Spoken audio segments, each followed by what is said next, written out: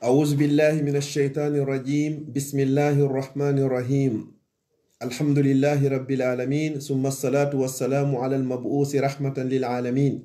محمد بن عبد الله وعلى آله وأصحابه ومن تبعهم بإحسان إلى يوم الدين. أما بعد، السلام عليكم ورحمة الله وبركاته.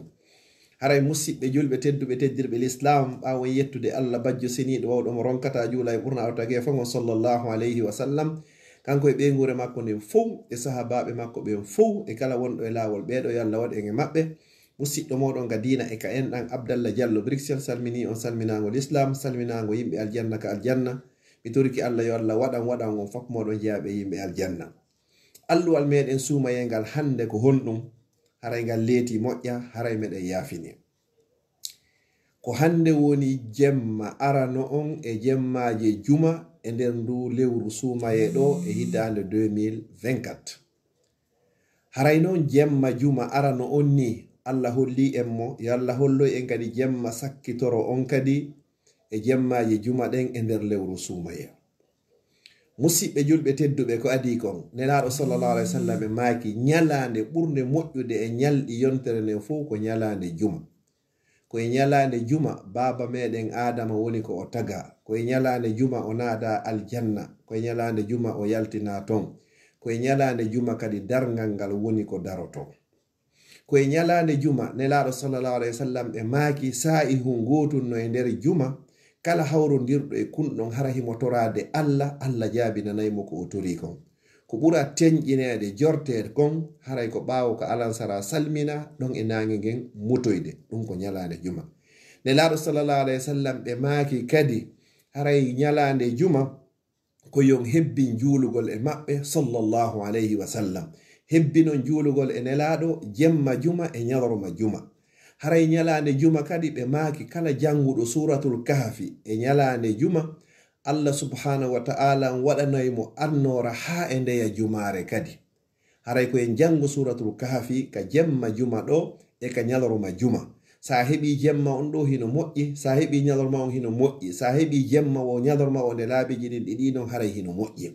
hebbina juulugo e nelaɗo sallallahu alaihi wasallam. haysi tawi ko innugol tun allahumma salli ala sayyidina muhammadin wa sallim, haysi koɗo tun no wawa yonde. sa inni noon allahumma salli ala sayyidina muhammadin nabiyyil ummi wa ala alihi wa sahbihi wa sallam, haray hino moƴƴi. sa inni allahumma salli ala muhammadin wa ala ali muhammadin kama sallaita ala ibrahim wa ala ali ibrahima innaka hamidum majid. allahumma barik ala muhammadin wa ala ali muhammad kama barakta ala ibrahim wa ala ali ibrahima innaka hamidum majid. ko ɗo ɓuri e moƴƴude salatul ibrahimiyya, ko ɗo ɓuri o moƴƴude e sihaji e façon ji no juulirte non fo e nelaɗo sallallahu alaihi wasallam. haray noon juulugo e nelaɗo sallallahu alaihi wasallam ko gollal, ko dewal ngal allah woni e wadde, malaikaɓe kadi hino wadde. o tori kadi gomɗinɓe foppo yo allah yo wallumo kanko allah e malaikaɓe waɗugol. o inni inna allaha no allah wa malaikatahu e malaikaɓe makko ɓen yusalluna ala nabi, hiɓe juulude e annabajo on. ya ayyuhallazina amanu, kono yo gomɗinɓe sallu alayhi, juule e makko wa sallimu taslima. enen kay koye juule o ɓurnaɗo tage fo. allah yiɗi nelaɗo sallallahu alaihi wasallam, o yiɗi mo ha tawi ko oɗo ɓuranimo ko taga kon fop. enen kadi allah yiɗi en, o waɗi en e mofti muhammad sallallahu alaihi wa alihi wa sahbihi wa sallam. jogi to jikirwol magol juulugol e nelaɗo sallallahu alaihi wasallam, ma jantagol inde allah, ma insinagol, landaki so tawi hara hiɗa laaɓi, landaki so sonnajo on himo jibini, landaki so tawi himo fiilade, landaki so tawi hiɗa ka suudu, landaki so tawi hiɗa ka juulirde. ka wonɗa wo juulu e nelaɗo insinoɗa, jantoɗa inde allah. foti hiɗa laaɓi, foti a laaɓa, foti hiɗa salligi, foti a salligaki, foti hiɗa fiilade, foti ala fiilade, foti hiɗa jibini, foti a jibina, foti hiɗa ka juulirde, foti ala ka juulirde, foti hiɗa dari, foti hiɗa jooɗi, foti hiɗa waali. kala alhaali mo wonirɗa on ko ya janto inde allah, juula e nelaɗo sallallahu alaihi wasallam. joni noon enen allah arsiki en o jemma ɗo hande, tawede o jemma ɗo hino weetude jemma juma on andi ko jemma on ada tagede taw si nyalorma on taga, ko khalaqa layla wan nahara, o tagi jemma on so tagi no nyalorma. joni noon o mo wonɗen ɗo nini ko ɗo woni jemma jumare aranere nden e nder ndu lewru sumaye ɗo hitande guluje 224 jibinede annabi isa alayhi salam, ko ɗum woni 2024. ɗo woni go'o. ɗiɗa ɓum ɗon kadi komi annintinta yen wakkilo waɗen nelaɗo sallallahu alaihi wasallam no maaki ɓe andinno bappa maɓɓe abbas, ɓe inni ene accata mi yetoma hunde tawata si a waɗinde Allah yafotoma dennagal bakkatuji maɗi jani ɗin e tosoki ɗin suuɗiɗi ɗin e feñuɗi ɗin ko anduɗa fimum e ko anda fimum adiɗi e sakkitiɗi fop Allah o yafotoma accatami yetoma ɗum bappa maɓɓe ni yetolan nelaɗo sallallahu alaihi wasallam e maki si a heɓi feere waɗu ñande be ñande ko wiyete kon salatu tasbihi julde subben hinago ngon ñande be ñande juula ɗum sa heɓata feere ñande be ñande jumare be jumare waɗu nde wotere sa heɓata feere jumare be jumare eto waɗa lewru be nde wotere sa wawata wadde lewru be nde wotere eto waɗa nde wotere pette nder hitande nde sa wawata wadde ɗum ɗon eto waɗa nde wotere nder gurdam maɗa fof etoɗa waɗa nde wotere ko wiyete salatu tasbihi joni noon oɗo ko jumma arano onni e juma ɗo wakkilo waɗamo e nde juma ɗo musidɗo julɗo tedduɗo feƴƴina yewtere nde fi andintingol musidɗo ma so wawari wadde ka jemma ɗo no wodi ni woɓɓe fewndo haray kamɓe ko ñalorma ni amma enen Europe ga woni ni tumbere jemma ko 0 moyen 5 ni enen ka meɗen gama moyen 10 ko wiyete salatu tasbih julde subbon hinago si a waɗi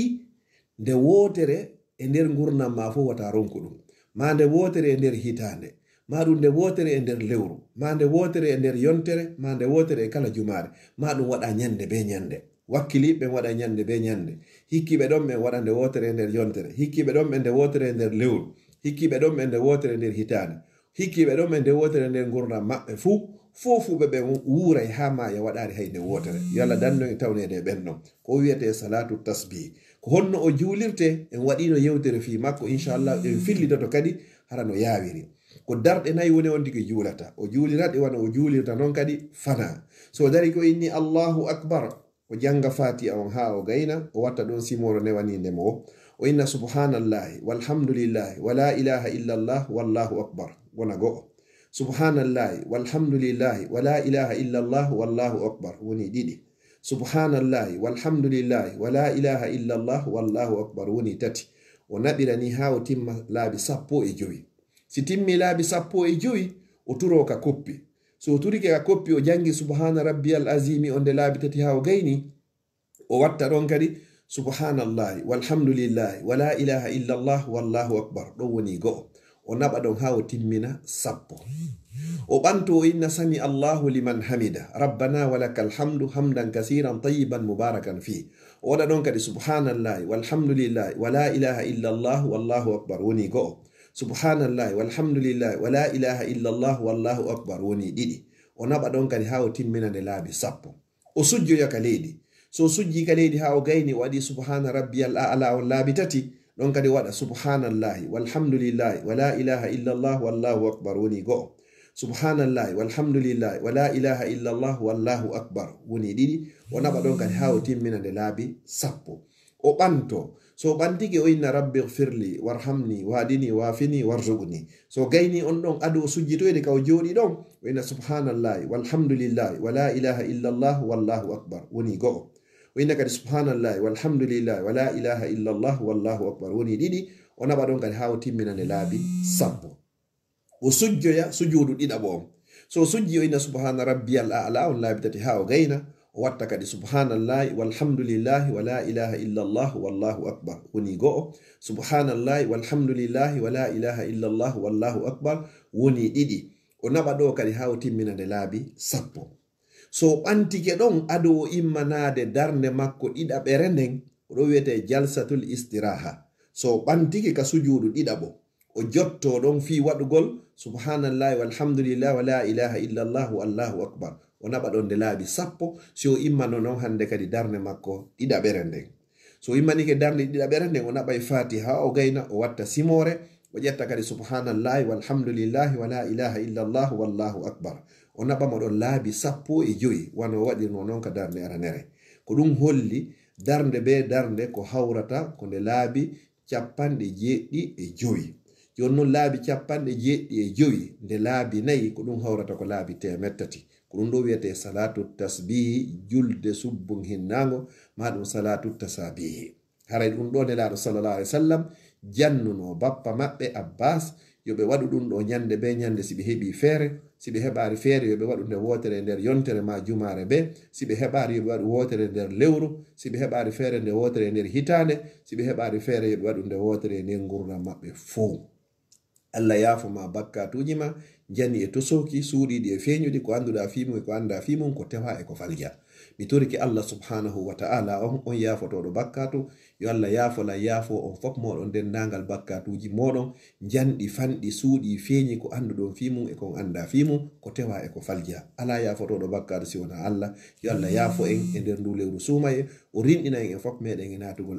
e natugol yiite jahannama o kay jannatul firdausil ala hoɗindino yan enen e mawɓe meɗen e dendagal ɓeygureji meɗen ka duhiɓe ka suddiɓe gorol e deyol wondude nelaɗo sallallahu alaihi wasallam ka aljanna makko ɓurɗo towude innahu waliyu zalika walqadiru alayh haray si muuyowo on muuyi ɗum ɗo mi falno andintinde hoore an andintina on mi turiki Allah subhanahu wa ta'ala yo ma Allah maran en fu meɗen ka mandake jey moɗe moƴƴo nyande wawana hoore meɗen kala feƴƴinoyɗo nde yewtere ɗo goɗɗo wawi nafitoroyde yo Allah kafindin en fuu baraji ɗin waɗana en fuu meɗen sadakatun jariya nyande surroɓe arti Allah men torikima sabu teddugol o jemma e nder ndu lewru suumaye wurnu mon e hoore o aduna fodde gurdan ɗan no moƴƴani men Allah nyande tawata ko laakara woni ko moƴƴani men Allah mi torikima ƴettitu wonkiji amen nden nyande harmina ɓalli amen e ɓalli mawɓe amen fuu e natugol yiite jahannama Allah wata waɗu geɓal yiite jahannama e ɓalli amen Allah mi torikima ɗi zurriyaji amen ko zurriya e ɗe leyɗe porto ko an wawi fewnude Allah fewna men ɗi hoore l'islam e o waɗu e hunjiɓe qur'ana e sunna waɗu men wonay ɓe sabu no l'islam sakitora e ɗe leyɗe ɓe musidɓe meɗen jogiiɓe sonjaji e hoore ɗi laawi kala ka ɓe woniri ɓe fokkiti natore Allah renuɓe aynuɓe hiwɓe danduɓe kadi hewtinoyɓe kaɓe fokkiti toon newinanaɓe kadi wonumdene ya rabbal alamin leydi meɗen ndi lagine e dendagal leyɗi julɓe ɓen fop yo Allah waɗu leydi meɗen hara ko dogantendi wona dogetendi yo Allah hokkore lamɓe fewɓe nunɗuɓe huloɓe Allah yiɗuɓe lagine hiɗi ɓiɓɓe lagine feppindinayɓe ɓiɓɓe lagine fuu hara sa bonna e leydi ndin hara hula ربنا آتنا من لدنك رحمة وهيئ لنا من أمرنا رشدا سبحان ربنا رب العزة عما يصفون وسلام على المرسلين والحمد لله